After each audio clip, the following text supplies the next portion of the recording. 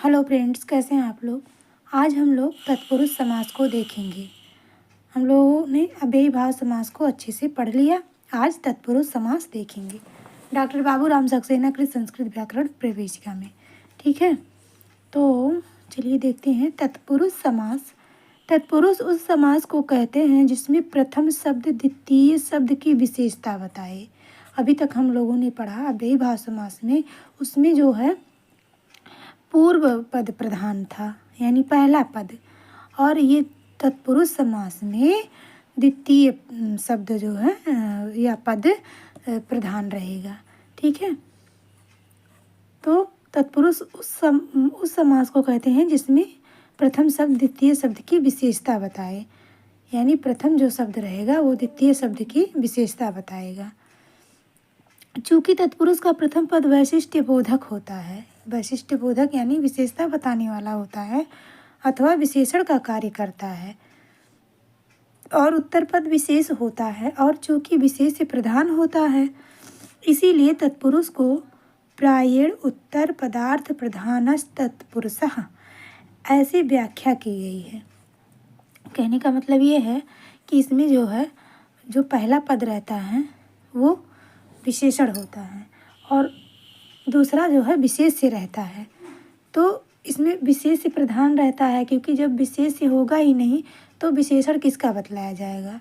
कहने का अर्थ ये है, तो इसीलिए इसको कहते हैं उत्तर पदार्थ प्रधान तत्पुरुषः, ऐसी व्याख्या की गई है। जैसे देखिए राज्ञः पुरुषः, तो इसमें राजा का पुरुष यानी राजपुरुषः बनेगा।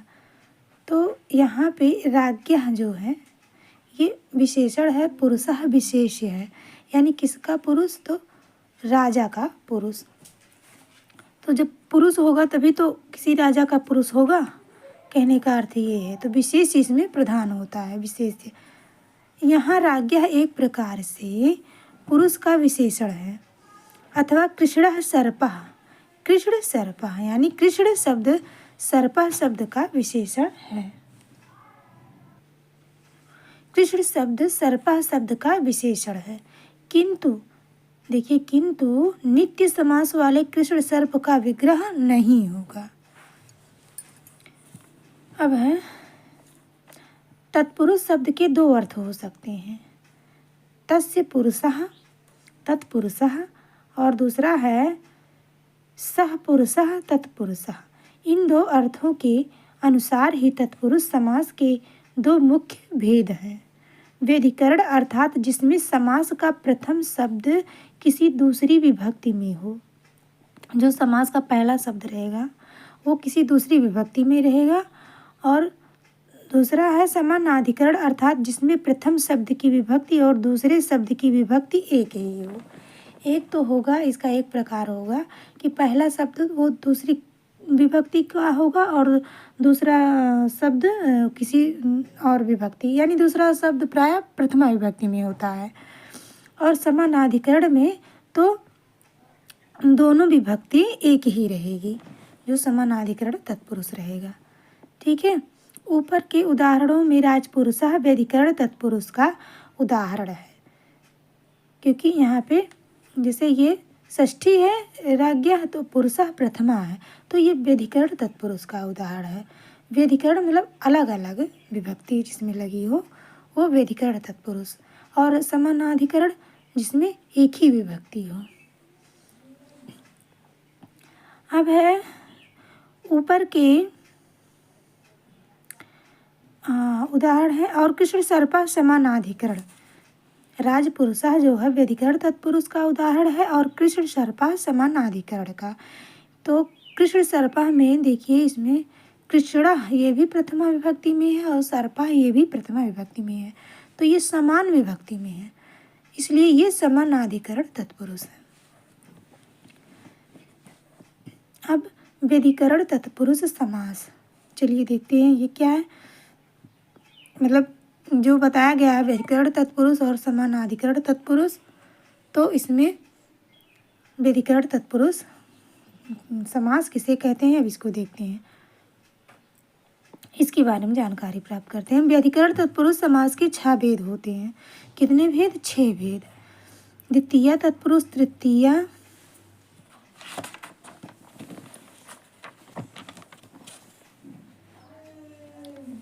चतुर्थी, पंचमी, षष्ठी, सप्तमी तत्पुरुष। तो द्वितीया से शुरू है, यानी विभक्तियाँ 7 होती हैं, तो इसमें 6 प्रकार बताया गया है। तो प्रथमा विभक्ति तो समानाधिकरण हो जाएगा, क्योंकि इसमें दोनों में प्रथमा रहेगा, प्रथम पद में भी द्वितीय पद में भी। इसीलिए सिंपल जो है व्यधिकरण तत्पुरुष 6 प्रकार का हो ही जाएगा। अब देखिए, यदि समास का प्रथम शब्द द्वितीय विभक्ति में रहा हो, यदि समास का जो पहला पद रहेगा, पहला शब्द रहेगा, अगर वो द्वितीय में, तो वह द्वितीय तत्पुरुष होगा। इसी प्रकार जिस विभक्ति में प्रथम शब्द रहेगा उसी के नाम पर समास का नाम होगा। यानी प्रथम शब्द अगर द्वितीय में है तो द्वितीय तत्पुरुष, प्रथम पद तृतीय में है तो तृतीय तत्पुरुष। इसी प्रकार से डिवाइड होगा। 7 विभक्तियों में केवल प्रथमा विभक्ति शेष रही। यदि प्रथम शब्द प्रथमा विभक्ति में रहे तो व्यधिकरण तत्पुरुष हो ही नहीं सकता। भाई सिंपल है, तो दोनों में समान विभक्ति लगेगी, प्रथम शब्द में और द्वितीय शब्द में, तो वो तो समानाधिकरण हो जाएगा। प्रथमा विभक्ति में रहे तो व्यधिकरण तत्पुरुष हो ही नहीं सकता, समानाधिकरण हो जाएगा। इस कारण ये 6 ही भेद व्यधिकरण के होते हैं। अब देखिए द्वितीय तत्पुरुष, यह समास थोड़े से ही शब्दों में होता है। मुख्य ये है, अब शब्द बताया गया है कि ये किस किस शब्द में द्वितीय तत्पुरुष समास होगा। तो पहला है द्वितीय जब श्रित, अतीत, पतित, गत, अत्यंत, प्राप्त, आपन्न शब्दों के संयोग में आती है, तब द्वितीय तत्पुरुष समास होगा। अगर ये जो है श्रित शब्द आएगा, अतीत शब्द, पतित शब्द, गत, अत्यंत, प्राप्त, आपन्न, अगर इस शब्दों का संयोग रहेगा तो वहाँ पे द्वितीय तत्पुरुष होगा। जैसे देखिए, अब कृष्णम श्रिता, तो कृष्ण श्रिता, कृष्ण पर आश्रित हुआ, तो यहाँ पे द्वितीय तत्पुरुष हो जाएगा। दुखम तीता, दुखातीता, दुख के पार गया हुआ। यहाँ देखिए, जब श्रित, अतीत, पतित, गत, अत्यंत, प्राप्त, आपन्न शब्द इसके संयोग में अगर आएगा तो वहाँ पे द्वितीय तत्पुरुष रहेगा। तो दुखम तीता, दुखातीता, दुख के पार गया हुआ। अग्निपतिता, यहाँ पतित के अर्थ में है पतिता, अग्निपतिता, अग्नि में गिरा हुआ। प्रलयम गतः, यहाँ गत का अर्थ है गतः, प्रलय गतः, विनाश को प्राप्त। मेघम अत्यस्तः, मेघात्यस्तः, मेघ के पार पहुँचा हुआ। जीवनम प्राप्तः, जीवन प्राप्त, जीवन पाया हुआ। तो यहाँ पे जो शब्द यहाँ पे दिए गए हैं, अगर ये शब्द आएंगे तो द्वितीय तत्पुरुष होगा। कष्टमापन्ना, कष्टापन्ना, कष्ट पाया हुआ इत्यादि। अब देखिए, आपन्न और प्राप्त शब्द द्वितीयांत के साथ समास बनाने पर प्रथम भी प्रयुक्त होते हैं। जैसे प्राप्तम जीवनः और आपन्न कष्टः, ये 2 शब्द खाली, इसको चाहे जीवनम प्राप्तः भी कह सकते हैं और या प्राप्तम जीवनः, या कष्टापन्ना या आपन्न कष्टः। तो खाली यही 2 शब्दों के लिए बताया गया है, आपन्न और प्राप्त शब्द के लिए। इसमें जो है इसको आगे भी कर सकते हैं, कष्टमापन्ना, कष्टापन्ना, या जो है आपन्न कष्टा और प्राप्त जीवन और जीवन प्राप्ता, दोनों प्रकार से लिख सकते हैं।